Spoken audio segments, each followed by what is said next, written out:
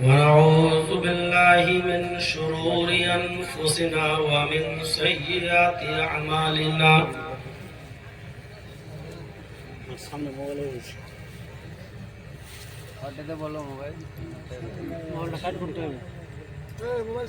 من يهده الله فلا مضل له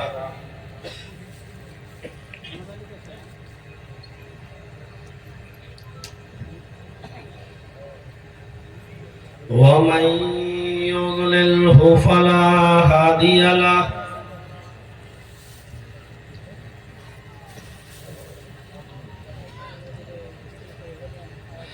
وأشهد أن لا إله إلا الله وحده لا شريك له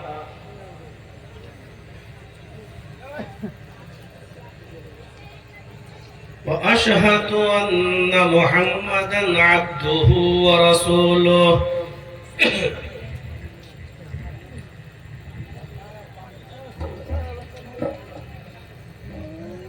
أما بعد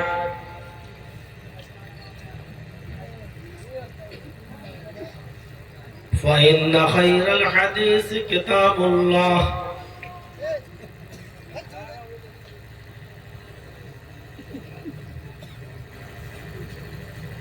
وخير الهدي هدي محمد صلى الله عليه وسلم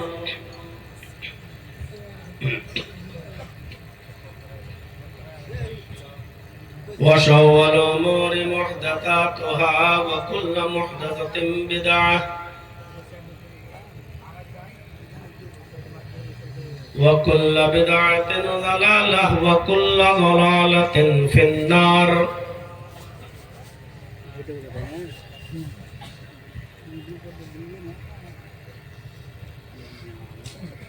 أعوذ بالله من الشيطان الرجيم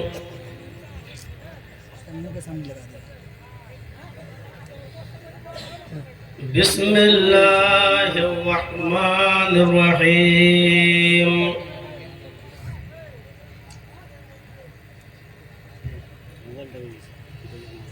ومن يبتغ غير الإسلام دينا فلن يقبل منه وهو في الآخرة من الخاسرين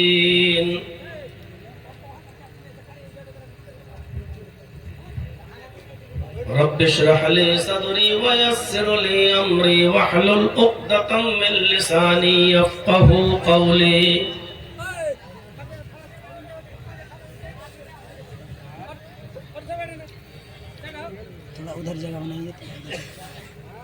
اسٹیج پر بیٹھے ہوئے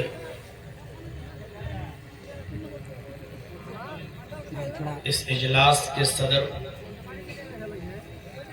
فضیلت الشیخ مولانا توحید عالم سلفی حفظہ اللہ اور اسٹیج پر بیٹھے ہوئے ہمارے دیگر موقر علماء کرام، مدرسہ کی کمیٹی اور اس کے اہم ذمہ داران،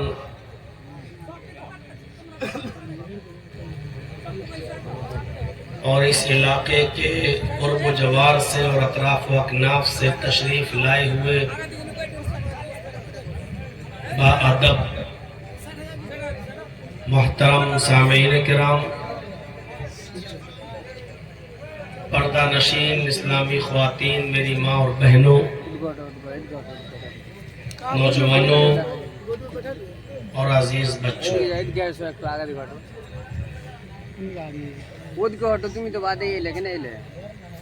4 نومبر کی یہ تاریخ جو آپ لوگوں کے ہاں فکس ہوئی اور اپنے وقت پر آپ لوگوں نے بہت اچھے پیمانے پر یہ اجلاس یہاں منعقد کیا اور اپنی محنت میں کسی قسم کی کوئی کمی نہیں ہونے دی، اور اللہ کی مرضی آپ کا یہ پروگرام اپنے रौनक के साथ और चमक और दमक के साथ जिस अंदाज का आप कराना चाहते थे उस अंदाज का कराने में आप कामयाब हुए। अल्लाह रब्बुल आलमीन से हमारी दुआ है कि जिस मकसद के लिए आपने ये प्रोग्राम किया आपको उस मकसद में भी कामयाबी अता फरमाए।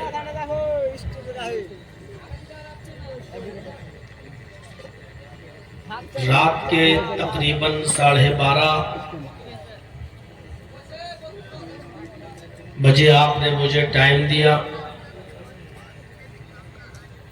और कुछ सुनने के लिए आप यहाँ बैठे हैं। मैं चाहता हूँ कि आपके सामने कुछ बातें रखूं इस उम्मीद के साथ कि अल्लाह तबारक व तआला हम सबको उस पर अमल करने की तौफीक अता फरमाए। जिसको जहाँ जगह मिल रही है वो वहाँ बैठ जाए और थोड़ा सा खामोशी बनाए रहिए।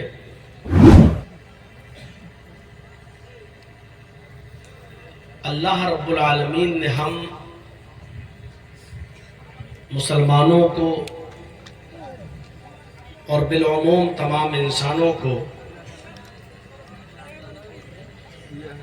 अपनी बेशुमार रहमतों से नवाजा है।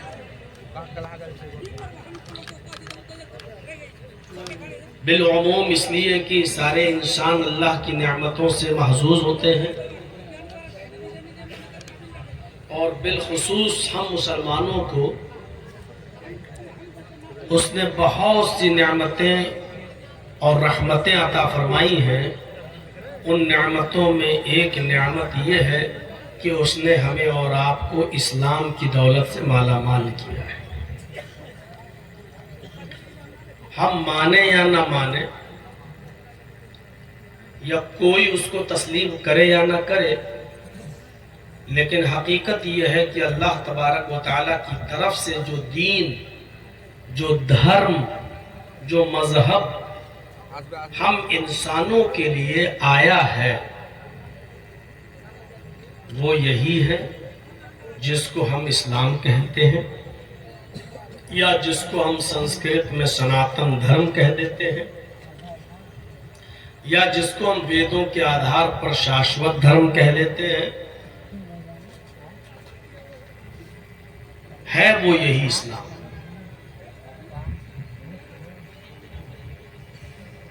और जो सच्चा मजहब होता है उसकी खुसूसियत ये होती है कि तमाम दुश्मनों के दुश्मनी के बावजूद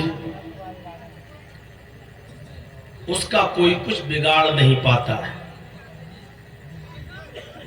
अब आप देख लीजिए दुनिया के अंदर कोई मजहब अब ऐसा नहीं रह गया है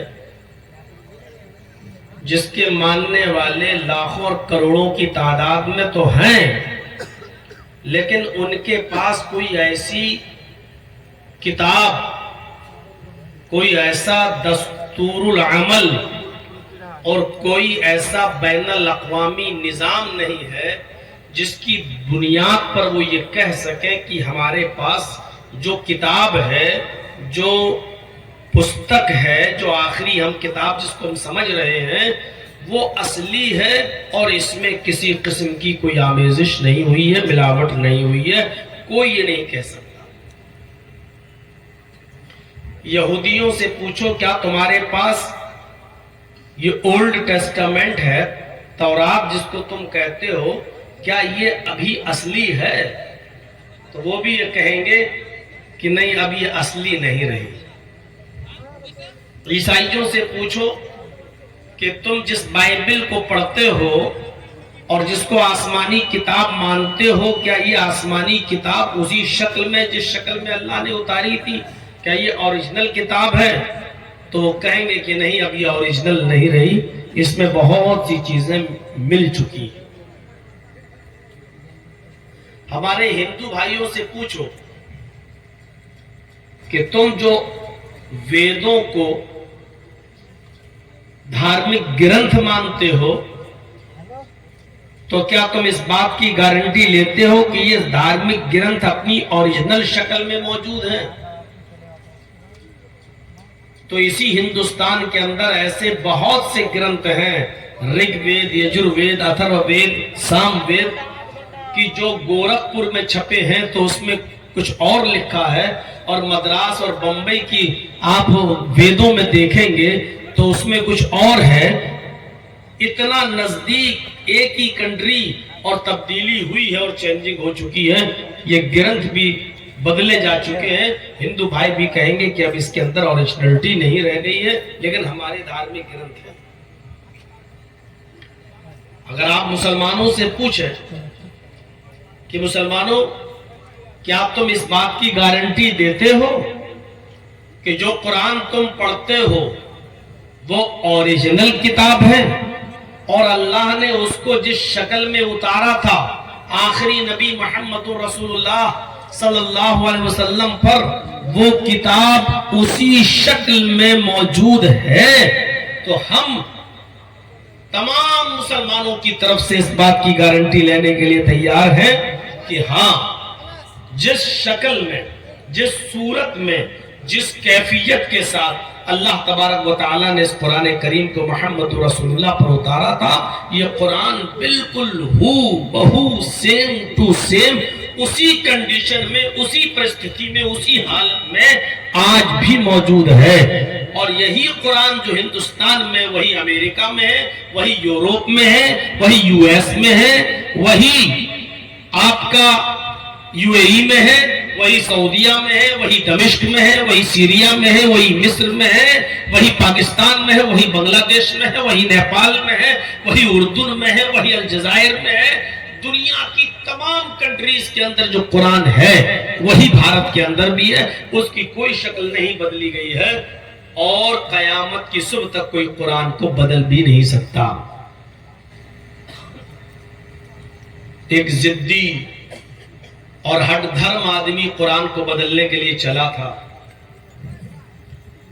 उसने 50 आयतों की एक लिस्ट बनाकर सुप्रीम कोर्ट में दी भी थी।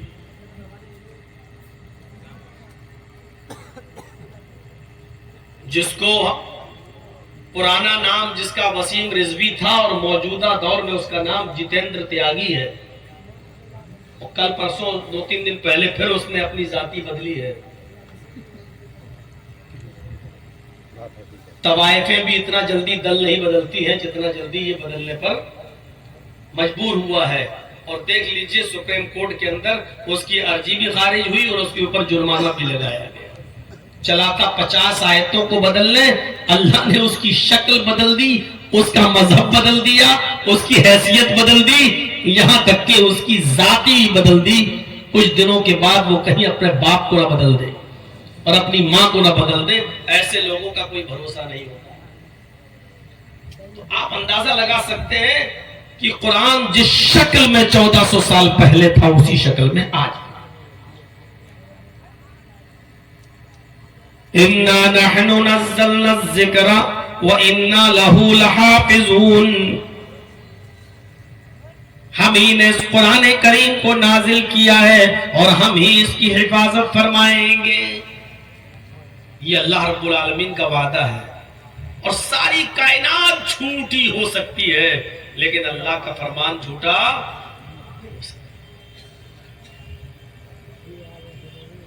हम ही ने इसको नाजिल किया है। व इन्ना लहू लहाफ़िज़ून, और हम ही इसकी हिफाजत फरमाएंगे। लोग आएंगे दाएं से, बाएं से, आगे से, पीछे से, कुरान पर हमला करेंगे, उसको बदलने की कोशिश करेंगे, चेंज करने की बात करेंगे, लेकिन नाकाम हो जाएंगे और मुंह की खाएंगे, क्योंकि ये कुरान अल्लाह की तरफ से नाजिल किया हुआ है और हिफाजत इसकी होती चली आ रही है और कयामत की सुबह तक इसकी हिफाजत होती रहेगी इंशाअल्लाह। तो इस्लाम एक ऐसा मजहब है जो अपनी असली शक्ल में मौजूद है। मुसलमानों में तब्दीलियां हो सकती हैं, मुसलमानों में बुराइयां हो सकती हैं, मुसलमानों में बिगाड़ हो सकता है, لیکن اسلام کے اندر تبدیلی نہیں ہو سکتی ہے اور اسلام کے اندر بگاڑ نہیں ہو سکتا ہے. اسلام دین مکمل ہے، اس کی تکمیل ہو چکی ہے، یہ کمپلیٹ دین ہے. اليوم اکملت لکم دینکم واتممت علیکم نعمتی ورضیت لکم الاسلام دینا. آج میں نے تمہارے لیے تمہارے دین اسلام کو مکمل کر دیا. وَأَتْمَمْتُ عَلَيْكُمْ نِعْمَتِي، اور اپنی نعمتوں کا اتمام بھی کر دیا، پوری بھی کر دی. وَرَضِيتُ لَكُمُ الْإِسْلَامَ دِينًا، اور میں آج تمہارے اسی دین اسلام سے راضی اور خوش بھی ہو گیا. اگر مکمل کوئی دین ہے تو وہ اسلام ہے. رام چندر جی کے حالات پڑھیے، 3 سال سے زیادہ کے حالات نہیں ملیں گے. عیسیٰ مسیح کی زندگی کے حالات پڑھیے، 3 سال سے زیادہ کی زندگی کے حالات نہیں ہیں.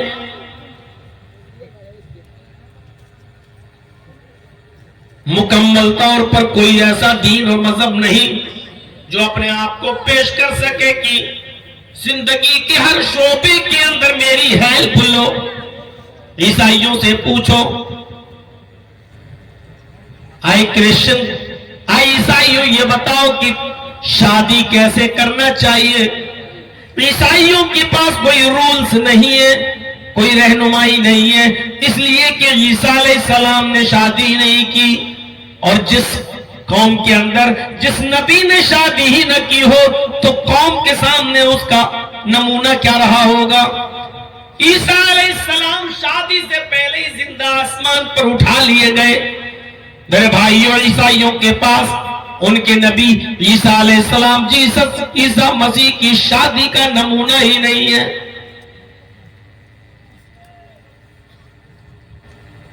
کسی کی بیوی عمر میں اگر اس سے بڑی ہے تو بڑی عمر کی بیوی کے ساتھ کیسے رہو؟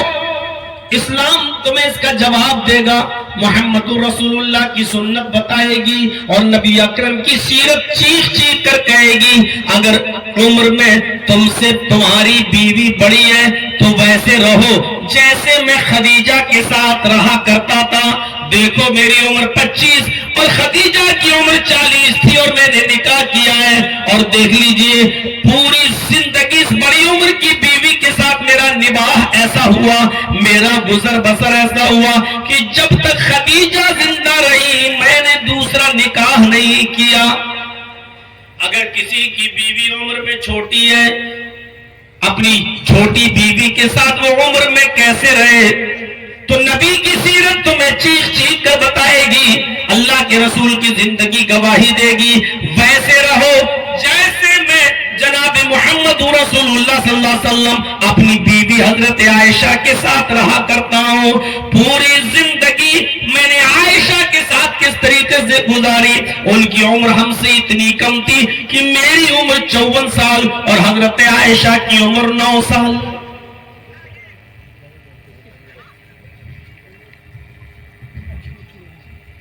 کمپلیٹ دین مکمل. اليوم اکملت لکم دینکم واتممت علیکم نعمتی ورضیت لکم الاسلام دینا. جو اللہ نے اور محمد رسول اللہ نے دیا بس وہی دین کمپلیٹ ہے، وہی مکمل ہے. جو چیزیں نبی کے زمانے میں نہیں تھی اور صحابہ کے زمانے میں نہیں تھی وہ دین کا حصہ نہیں بن سکتی ہیں. لاکھ کوشش کرو ان کو دین سے جوڑنے کی، وہ دین کا حصہ نہیں بن سکتی. اسی لیے وہی دین اللہ کو پسند بھی ہے جو اللہ نے دیا اور محمد رسول اللہ پر مکمل ہوا. ان الدین عند اللہ الاسلام، اللہ کی درشٹی میں، اللہ کی نظر میں بہترین دین اسلام ہے، پسندیدہ دین اسلام ہے. سب سے زیادہ محبوب اور پسندیدہ دین یہی اسلام ہے. کیوں نہ ہو؟ جو اللہ کا دیا ہوا، اللہ کی طرف سے اتارا ہوا دین ہے، وہی تو پسندیدہ دین ہے. لوگوں نے تو اپنے اپنے دھرم اور اپنے اپنے دین بنا ڈالے، لیکن اللہ کی طرف سے دیا ہوا دین ایک ہی ہے، اور یہ دین آدم سے لے کر محمد رسول اللہ صلی اللہ علیہ وسلم تک جتنے بھی پیغمبر، جتنے بھی نبی اس دین کو لے کر آئے، سب کا دین یہی ایک تھا۔ شرع لکم من الدین ما وصى به نوح والذی اوحینا الیک وما وصینا به ابراہیم وموسیٰ وعیسیٰ ان اقیموا الدین۔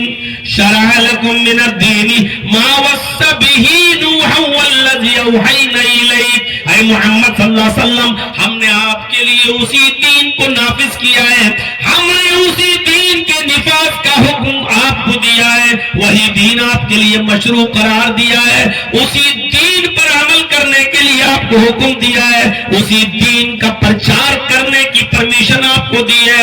جو دین آپ سے پہلے ہم نے نوح کو دے کر بھیجا تھا، جس کی وحی میں نے آپ کی طرف کی تھی، جس کا پیغام میں نے آپ کو دیا تھا، وہ دین جو آپ سے پہلے نوح لے کر آئے تھے، اور نوح کے بعد وہی دین ابراہیم کو دے کر بھیجا تھا، موسیٰ کو دے کر بھیجا تھا، اور عیسیٰ کو دے کر بھیجا تھا۔ وَمَا وَصَّيْنَا بِهِ إِبْرَاهِيمَ وَمُوسَىٰ وَعِيسَىٰ أَنْ أَقِيمُوا الدِّينَ، یعنی اے محمد صلی اللہ علیہ وسلم، آپ کوئی نیا دھرم اور کوئی نیا دین لے کر دنیا میں نہیں گئے ہو، آپ سے پہلے یہی دین نوح لے کر گئے تھے، یہی دین ابراہیم لے کر گئے تھے، یہی دین موسیٰ اور عیسیٰ بھی لے کر گئے تھے۔ جتنے بھی نبیوں کو ہم نے آپ سے پہلے دنیا میں بھیجا، سب کا یہی دین تھا، دین ایک ہی ہے، اللہ کا دیا ہوا دین ایک ہی ہے، اور وہ سب کا دین ہے۔ اپنے اپنے بنائے ہوئے دینوں پر اور دھرموں پر ذرا نظر ڈالو، قرآن ہمیں بتاتا ہے کہ سب کا دین ایک ہے، اس لیے سب دھرموں میں کلمہ بھی ایک ہے۔ قُلْ يَا أَهْلَ الْكِتَابِ تعالوا إلى كلمة سواء بيننا وبينكم ألا نعبد إلا الله۔ اے محمد صلی اللہ علیہ وسلم، کہہ دو ان یہودیوں سے، کہہ دو ان عیسائیوں سے، کہہ دو ان دھرم والوں سے، کہہ دو اہل کتاب سے، اے اہل کتاب، اے یہود و نصارہ، آؤ ایک ایسے کلمے کی طرف جو ہمارے اور تمہارے درمیان برابر ہے، آؤ ایک ایسے مول منتر کی طرف جو ہمارے اور تمہارے درمیان برابر ہے، ایک ایسے کلمے کی طرف آؤ جو ہمارا اور تمہارا دونوں کا ایک ہے۔ دیکھیے قرآن نے صاف کہہ دیا سب کا دین ایک، اس لیے کلمہ بھی سب کا ایک۔ اپنے اپنے دھرموں کو جانچو، پرکھو اور اس کسوٹی پر لاؤ کہ سب کا کلمہ ایک ہے، اور وہ سب کا کلمہ کیا ہے؟ اللہ نعبد الا اللہ، کہ اللہ کے علاوہ ہمارا کوئی معبود نہیں، ہم عبادت کریں گے تو صرف ایک اللہ کی عبادت کریں گے، ایک اللہ ہی کو اپنا معبود و مسجود جانیں گے، ایک اللہ کے علاوہ ہمارا کوئی معبود نہیں۔ اللہ نعبد الا اللہ، ہمارا معبود صرف ایک اللہ ہے، ہم عبادت صرف اللہ کی کرتے۔ یہ سب کے درمیان اور سارے دھرموں کا یہی مول منتر تھا کہ ایک اللہ کے علاوہ کوئی معبود نہیں، اور یہ مول منتر موجود ہے۔ تورات جس کو اولڈ ٹیسٹامنٹ کہتے ہیں، اور انجیل جس کو نیو ٹیسٹامنٹ کہتے ہیں، دونوں کو ملا کر انجیل بائبل کہلاتی ہے۔ بائبل آپ اولڈ ٹیسٹامنٹ دیکھیں، نہیں تورات، گاڈ از ون، اللہ ایک ہے۔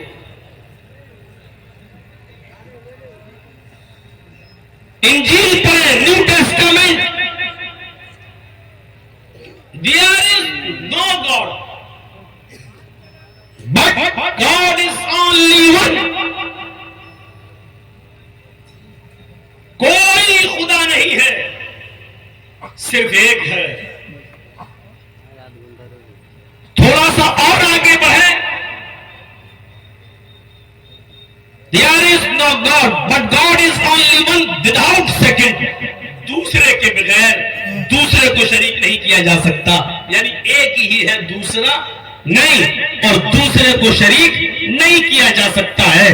تورات، زبور، انجیل، نیو ٹیسٹامنٹ، اولڈ ٹیسٹامنٹ، سب کے اندر یہ لکھا ہوا ہے، یہی تو قرآن کہتا ہے، لا الہ الا اللہ، کوئی ہے ہی نہیں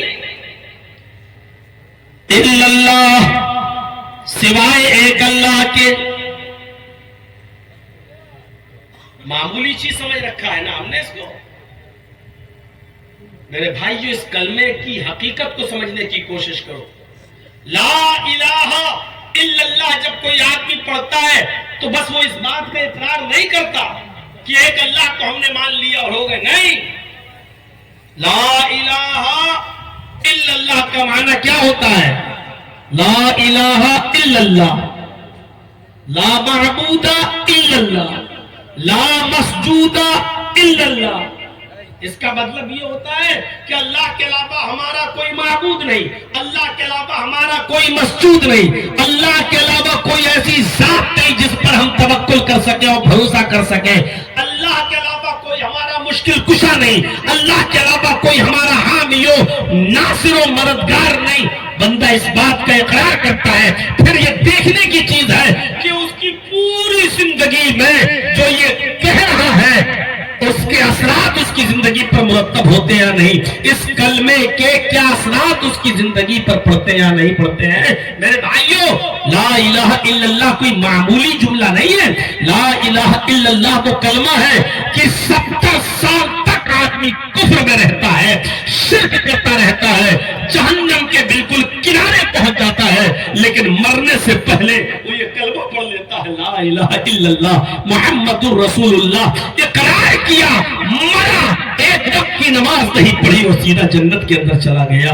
یہ لا الہ الا اللہ تو کلمہ ہے جو 70 سال کے بوڑھے اور موت کے قریب انسان کو مرنے سے پہلے لا الہ الا اللہ پڑھ لینے کی وجہ سے اس کو جنت کا مستحق بنا دیتا ہے۔ یقین نہیں آتا تو خیبر کے اس اسود چرواہا کی زندگی کو پڑھیے جس نے محمد رسول اللہ صلی اللہ علیہ وسلم کے پاس بکریاں چراتے ہوئے آیا اور کہنے لگا کہ آپ نے خیبر کا محاصرہ کر لیا ہے، محمد رسول اللہ کہاں ہے؟ صحابہ نے بتایا وہاں۔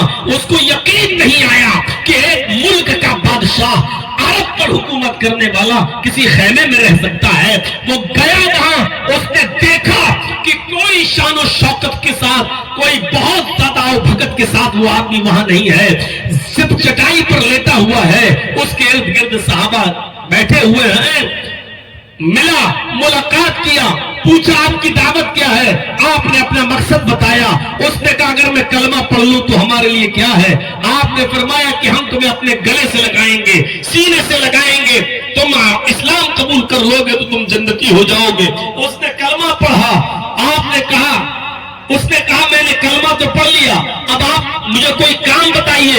آپ نے کہا پہلے یہ بکریاں جن کی ہے تم بکریاں چراتے ہو، ان بکریوں کو ان کے مالک کے حوالے کر کے آؤ۔ وہ گیا، شہر کی آبادی میں گیا اور بکریوں کو چھوڑ دیا تاکہ وہ اپنے گھر چلے جائیں۔ بکریاں اپنے مالکوں کے پاس چلی گئیں۔ وہ آیا کہ اللہ کے نبی میں نے بکریوں کو حوالے کر دیا۔ آپ نے فرمایا اس وقت نہ رمضان کا مہینہ ہے کہ میں تمہیں روزہ رکھنے کا حکم دوں، نہ کسی نماز کا وقت ہے کہ میں تمہیں نماز پڑھنے کا حکم دوں۔ جاؤ، جنگ ہو رہی ہے، جہاد ہو رہا ہے، اسی میں تلوار لے کر کود جاؤ، لو، اگر بچ کر آ گئے تو غازی، شہید کر دیے گئے تو جنتی۔ وہ آدمی تلوار لیتا ہے، میدان جہاد میں کود جاتا ہے، چھلانگ لگاتا ہے، کئی کافروں کو مارتا ہے اور پھر خود قتل ہو جاتا ہے۔ صحابہ پہچان نہیں پائے کہ کون آدمی ہے۔ اللہ کے رسول کی نظر پڑی، آپ نے فرمایا یہ آج ہی اسلام لایا ہے، ابھی اس نے کوئی نماز نہیں پڑھی ہے، میدان جہاد میں کود گیا ہے، لڑتے لڑتے شہید ہو گیا ہے، یہ جنتی ہے۔ میرے بھائیوں، کلمہ نہ پڑھتا تو جہنم میں جاتا، کلمہ پڑھ لیا، نماز کا کوئی وقت بھی نہیں پایا، ایک وقت کی نماز بھی اس نے نہیں پڑھی اور شہید ہو کر جنت میں چلا گیا۔ یہ وہ کلمہ ہے جو انسان کو جہنمی سے جنتی بنا دیتا ہے۔ یہی وہ کلمہ ہے جس کو نہ پڑھنے کی وجہ سے انسان محروم رہ جاتا ہے۔ اللہ کے رسول نے اپنے چچا ابو طالب سے کہا، ان کے انتقال کے وقت کہا، چچا میں نہیں کہتا اعلان کر کے پڑھو، میں نہیں کہتا کہ سب کے سامنے پڑھو، صرف میرے کان میں کہہ دو لا الہ الا اللہ، باقی میں نمٹ لوں گا، آگے کا مرحلہ میں دیکھ لوں گا، صرف اپنی زبان سے کہہ دو لا الہ الا اللہ۔ لیکن ابو طالب نے کہا نہیں بھتیجے، میں جانتا ہوں کہ تم حق پر ہو، اے محمد میں جانتا ہوں کہ تم سچے ہو، محمد میں جانتا ہوں تم اللہ کے رسول ہو، لیکن میں اب یہ کلمہ نہیں پڑھ سکتا، اگر میں نے یہ کلمہ پڑھ لیا تو لوگ تانے ماریں گے کہ دیکھو مرتے وقت اپنے خاندان والوں کو دھوکہ دے کے چلا گیا، اپنے باپ دادا کا دین چھوڑ گیا، تانے ماریں گے کہ موت کے ڈر سے اس نے کلمہ پڑھ لیا۔ نہیں نہیں، میں اسی مذہب پر مرنا چاہتا ہوں جس پر ہمارے باپ دادا، اور کلمہ نصیب نہیں ہوا۔ ابو طالب اسی کفر کی حالت میں مر گئے، نبی کا ساتھ دیا، نبی کا تعاون کیا، پوری زندگی نبی کی ہمدردی کی، نبی کا ساتھ دیتے رہے، لیکن نتیجہ یہ نکلا کہ مر گئے لیکن جہنم میں گئے۔ میرے پیارے ساتھیوں، یہ کلمہ ہے جو انسان کو جنتی بناتا ہے۔ 70 سال کے بوڑھے کو اگر مرنے سے پہلے پڑھ لے، اور یہ کلمہ ہے نہ پڑھنے کی بنیاد پر نبی کا چچا ہی کیوں نہ ہو اس کو جہنمی بنا دیتا ہے اگر اس نے نہ پڑھا ہو۔ اس کلمے کی حقیقت کو سمجھو۔ اسی لیے تمام مذہب والوں سے کہا جا رہا ہے آؤ ایک ایسے کلمے کی طرف جو ہمارے اور تمہارے درمیان برابر ہے، آؤ ایک ایسے کلمے کی طرف جو ہمارے اور تمہارے درمیان برابر ہے، اللہ نعبد الا اللہ، کہ ہم ایک اللہ کے علاوہ کسی کی عبادت نہیں کریں گے۔ یہی کلمہ تورات اور زبور اور انجیل میں لکھا ہوا ہے، یہی کلمہ ہمارے برادران وطن کی کتابوں میں لکھا ہوا ہے۔ اتھروا وید پڑھیں گے 20واں کانڈ، اس میں انکہی ہے، انکہی۔ انکہی جانتے ہو؟ جب تک کوئی بڑے پڑھا لکھا پنڈت، یہ چھٹپٹیا پنڈت نہیں، گیروا کپڑا پہن لیے اور چل دیے اور بن گئے پنڈت، یہ پنڈت نہیں، پڑھا لکھا پنڈت جو سنسکرت کا گیانی ہو۔ پنڈت مرنے سے پہلے اس منتر کو ضرور پڑھ لیتا ہے اور اپنے بیٹے سے بھی کہہ دیتا ہے میرے بیٹے مرنے سے پہلے تو بھی پڑھ لینا۔ اور یہ اتھروا وید میں یہ انکہی کے جملے لکھے ہوئے ہیں، ورڈ لکھے ہوئے ہیں، لا الہ ہرنے پاپن الا اللہ پرم پدم۔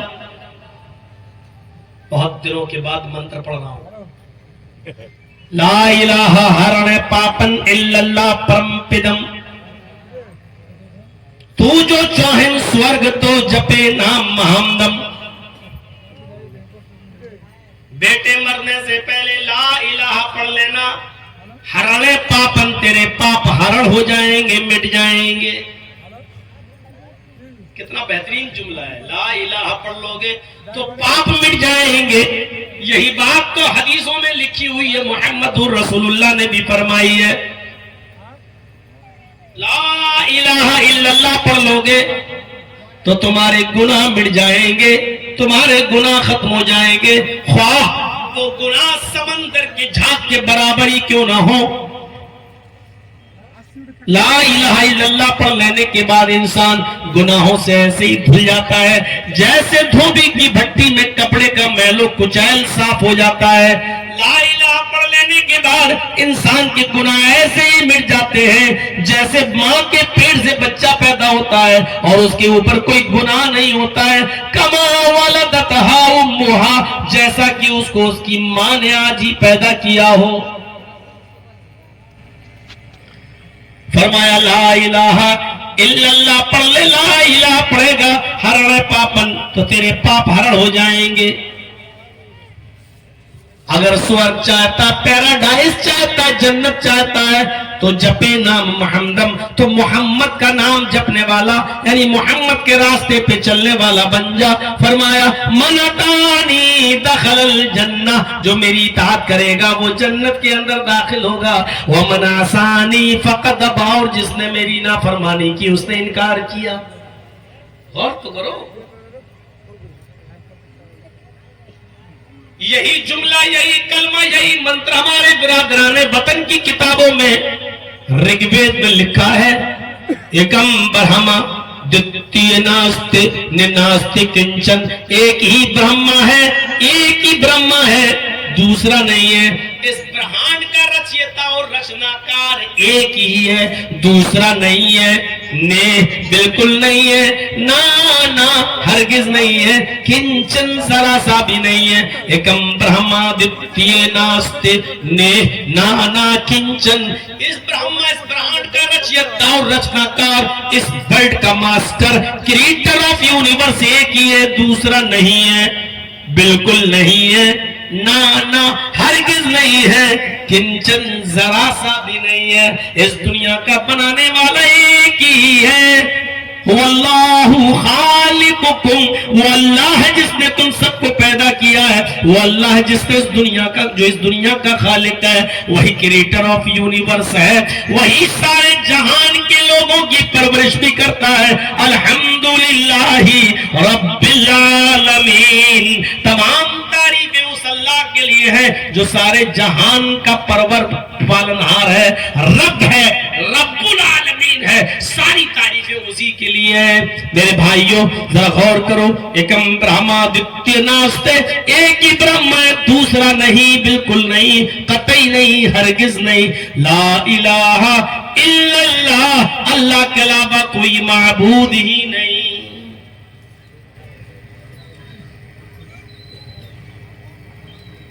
स्पष्ट कर दिया गया। अहम सूर्यास्ति, अहम चंद्रमास्ति, मैं ही सूर्य हूं, मैं ही चंद्रमा हूं। लोग कहते हैं ना चांद, कोई चांद की पूजा कर रहा है, सूरज निकल आया, लोग सूर्य नमस्कार कर रहे हैं सूर्य की। कहते हैं सब चीजों से फायदा मिलता है, तो जितनी चीजों से फायदा मिल जाए तो सबसे पैदा सबकी पूजा करोगे, तब तो दवा से भी फायदा मिलता है, तो दवा के सामने भी झुकोगे। और कभी कभी दवा खाने के बाद आदमी मर जाता है, फिर क्या करोगे? दवाएं भी इंसान को नहीं बचा पाती है, इंसान का एक वक्त होता है, वो वक्त हो गया पूरा, अब दवा भी नहीं बचा पाती, फिर क्या करोगे? तो जिस चीज से भी फायदा पहुंचे वो पूजा योग्य नहीं होता, बल्कि ये देखो इस चीज के अंदर फायदा किसने रखा है। चांद फायदा देता मानता हूं, लेकिन चांद के अंदर रोशनी पैदा किसने की, उसकी पूजा करो। सूरज हमें रोशनी देता है, लेकिन सूरज हमारा देवता नहीं हो सकता है, क्योंकि सूरज पर भी ग्रहण लगता है, और जब बारिश के दिन आते हैं तो यही सूरज निकलता भी नहीं है। अगर भगवान है, देवता है, तो फिर सूरज के ऊपर बदलियां छा जाती हैं। इसका मतलब ये है कि सूरज पर भी कोई हुकूमत करता है, और बदलियां भी हमारे देवी देवता नहीं हो सकती, इसलिए कि बदलियां भी छिप जाती हैं और सूरज उनको फाड़ कर बाहर निकल आता है। तो सूरज पर और चांद पर और बादलों पर, पानी पर, समंदरों पर, जमीन पर, आसमान पर हुकूमत करने वाली जात है, और वो जात है जिसको हम अल्लाह कहते हैं। इसलिए अल्लाह की इबादत करो जिसने इन तमाम चीजों को इंसानों के फायदे के लिए लगा रखा है। उस अल्लाह की इबादत की जाएगी जिसने इन तमाम चीजों को इंसानों के फायदे के लिए बनाया है। मेरे प्यारे साथियों, बारिश भी हमारी देवी देवता नहीं हो सकती है, इसलिए कि बारिश कभी तो हमारे अनाज को फसल देती है और अच्छा बनाती है, और कभी ये बारिश जब ज्यादा हो जाए तो सैलाब और बाढ़ की शक्ल में गांव के गांव भी तबाह कर देती है, हमें नुकसान भी पहुंचा देती है। तो फिर ये कैसे देवी देवता हो सकती है? इसीलिए कहा अहम ब्रह्मास्मि, अहम शिवस्मि,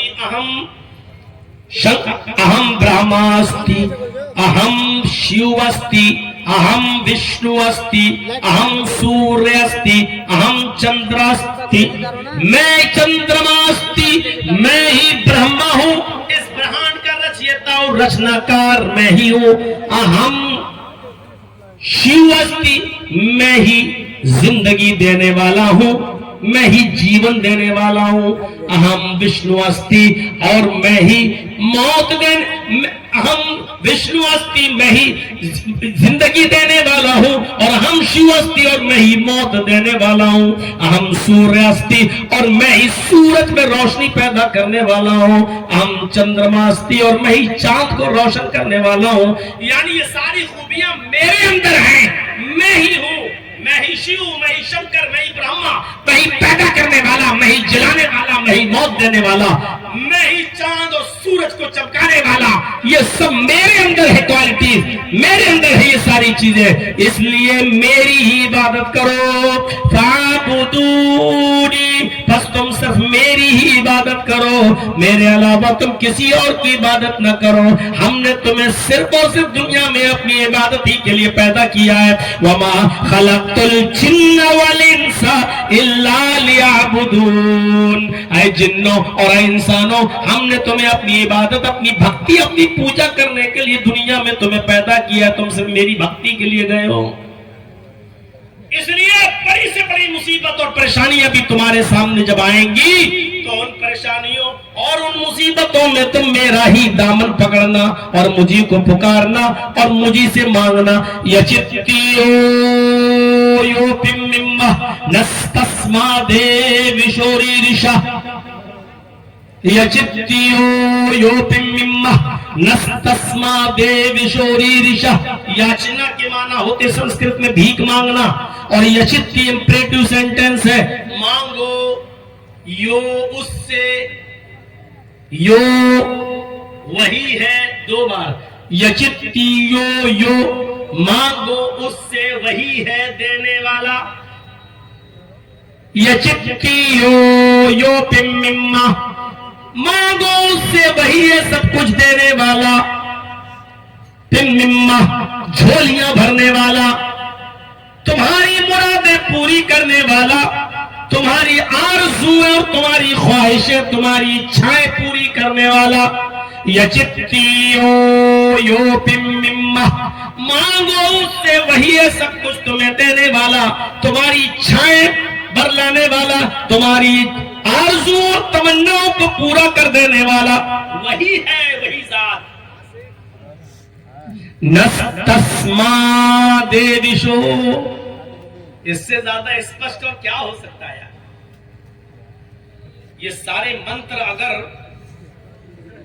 نرسنگھا نند نے بھی پڑھے ہوتے تو اس طرح زہریلا بیان نہ دیتا۔ سوال یہ ہے کہ یہ لوگ بیان دیتے نہیں، دلوائے جاتے ہیں، باقاعدہ ان کو اس کا پیسہ دیا جاتا ہے، اور کچھ دنوں کے لیے ان کو اریسٹ کر کے وائی زیڈ سرکشا دے دی جاتی ہے، پلس جائیے، مطلب یہ ہوتا ہے کہ نہیں تمہارے پر کوئی حملہ نہ کر دے، اریسٹ نہیں ہوتا، ساری سویدھائیں، جیل کا تجربہ ہم سے زیادہ کس کو ہوگا؟ وائی پلس کی زیڈ پلس کی سرکشا دے دی جاتی ہے ایسے لوگوں کو۔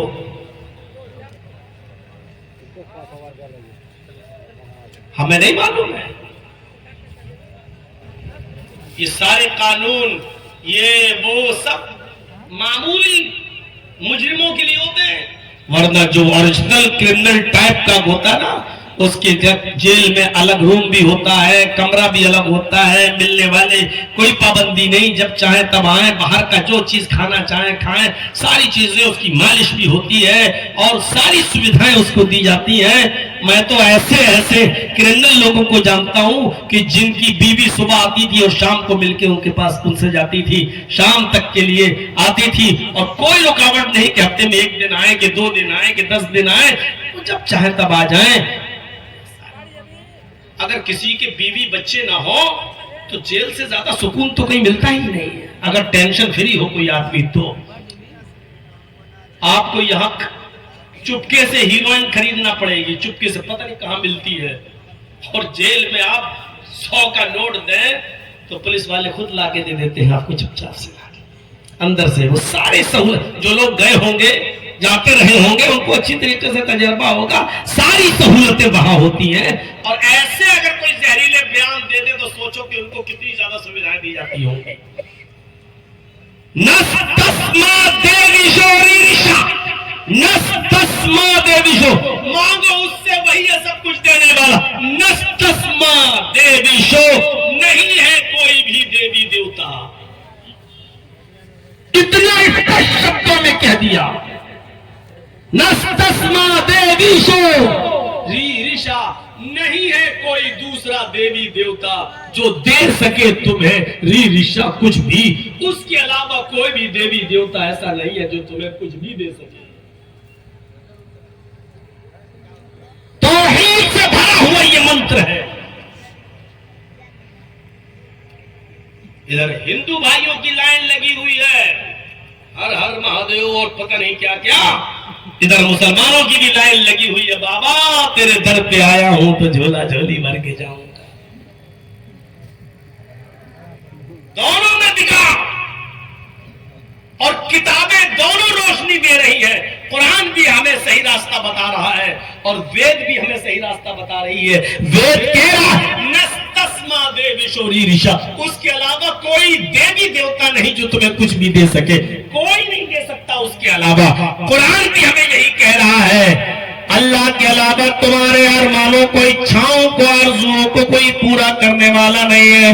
اللہ کے علاوہ تم جن کو پکارتے ہو، اللہ کے علاوہ تم جن سے مدد طلب کرتے ہو، ان کو تو قبروں میں لیٹے ہیں، ان کو یہ بھی نہیں معلوم کہ وہ کب اٹھائے جائیں گے، کب وہ یہاں سے اٹھائے جائیں گے، ان کو یہ بھی نہیں معلوم. والذین تدعون من دونہ ما یملکون من قطمیر، اللہ کو چھوڑ کر تم جن کو پکار رہے ہو، اللہ کو چھوڑ کر تم جن سے حاجت روائی و مشکل کشائی کا سوال کر رہے ہو، ما یملکون من قطمیر، وہ کھجور کی گٹھلی کے چھلکے کے بھی مالک نہیں ہے. کہاں پہنچا دیا اللہ نے؟ تمہیں بیٹا بیٹی دیں گے، ارے کھجور بھی نہیں دے سکتے. کھجور بہت بڑی چیز ہو گئی، کھجور کی گٹھلی بھی نہیں دے سکتے. گٹھلی بھی بہت بڑی چیز ہو گئی. کھجور کی گٹھلی کے اوپر بھی ایک چھلکا ہوتا ہے، ایسے کرو گے تو ہلکا سا پرت آپ کو دیکھنے کو ملے گا. کھجور کھائیے اور گٹھلی کے اوپر ایسے کریے، ایسے تو پرت ملے گا آپ کو، ایک ہلکا سا چھلکا. اللہ کہتا ما یملکون من قطمیر، کھجور چھوڑو، کھجور کی گٹھلی بھی چھوڑو، گٹھلی کے اوپر کا چھلکا یہ اس کے بھی مالک نہیں ہے.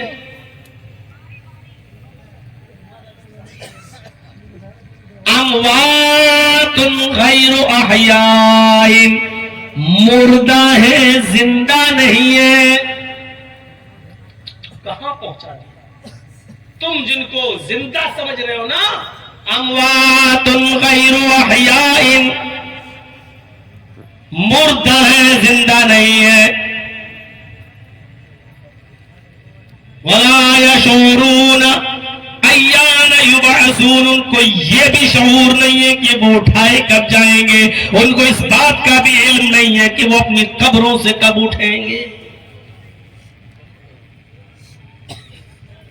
ان الذین تدعون من دون اللہ لن يخلقوا ذبابا ولو اجتمعوا له وَإِن يَسْلُبْهُمُ الذُّبَابُ شَيْئًا لَا يَسْتَنْقِذُوهُ مِنْهُ ضَعُفَ الطَّالِبُ وَالْمَطْلُوبُ. اللہ کو چھوڑ کر تم جن کو بھی پکارتے ہو، جن کے پاس بھی جاتے ہو، اللہ کو چھوڑ کر تم جن سے بھی مدد طلب کرتے ہو، وہ سب مل جائیں تو ایک مکھی بھی پیدا کرنے کی طاقت نہیں رکھتے. لَن يَخْلُقُوا ذُبَابًا، ایک مکھی بھی پیدا کرنے کی طاقت نہیں رکھتے. سب مل جائیں وَلَوِ اجْتَمَعُوا لَهُ وَإِن يَسْلُبْهُمُ الذُّبَابُ شَيْئًا، اگر مکھی ان کے کھانے پینے کی کسی چیز پر بیٹھ کر تھوڑا سا لے جائے، تھوڑا سا لے جائے، مکھی کتنا لے کر جا سکتی ہے؟ تھوڑا سا لے کر چلی گئی. لا یستنقذوہ منہ، یہ سب کی سب مل کر اس کو پکڑ کر اس مکھی سے چھینی ہوئی چیز واپس بھی لینے کی طاقت نہیں رکھتے. جب یہ ایک معمولی سی مکھی سے جو چیز لے گئی وہ چھیننے کی طاقت نہیں رکھتا ہو، تمہیں کیا نقصان پہنچائے گا؟ جب یہ معمولی مکھی کا کچھ نہیں بگاڑ سکتا ہے تو تمہارا کیا بگاڑے گا؟ لا یستنقذوہ منہ، یہ اس مکھی سے وہ چیز چھیننے کی بھی طاقت نہیں رکھتے.